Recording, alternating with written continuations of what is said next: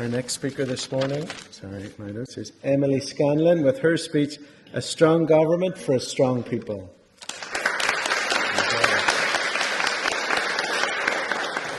If someone had told me a few months ago that I'd be speaking in the Stormont buildings in front of you all, I would have not believed them. I'm actually a reserved person, so I'd much rather be sitting nice and comfortable where you all are right now.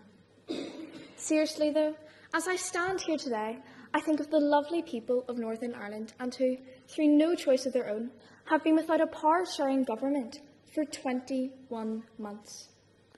It makes me wonder, what would the influential political scientist Dr. Aaron Liphart think?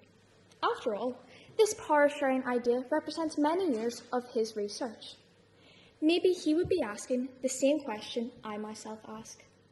How can we make this government work?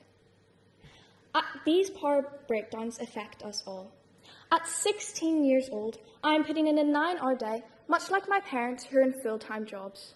2 trains and a bus every day at an annual cost of £684, just so I can get an education. Is this acceptable? My school is 6 miles away, but with poor infrastructure and an inadequate transport system, it takes me almost 2 hours to get home. Where is the time to wind down or simply watch some TV like our parents once did? Instead, it's homework and revision with dinner somewhere in between, before getting ready to do it all again tomorrow. There are many like me facing these journeys and the stresses that go along with it, and many who are facing even greater journeys at higher costs. By 2048, I hope that our government can implement a measure so that all children and young people can access their basic right to education using free transport in a world-class transportation system. We deserve stability. Our people are strong. We have shown resilience. What wonderful things could have been achieved if there weren't 8 suspensions in the government since 1998?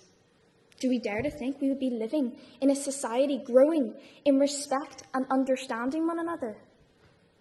In 2021, only 19% of people in Northern Ireland felt respected by others. I think this should be 100%. No matter our age, religion, or background, we have all overcome difficulties, which is why we do not only need to respect one another, we need to understand one another. I think we have the potential to do this. Very recently, my mum treated me with a haircut at a new salon. Afterwards, at the till, the stylist, with a broad smile, said I'm only going to charge the under 16 rate. This almost halved the bill. Needless to say, my mum was super happy. My point is that in that moment, it didn't matter what our religious beliefs or political opinions were. Both respect and understanding were present. In that one small gesture, so much was communicated. Why can't this go further into our society? We all deserve to be respected. We all deserve to be understood.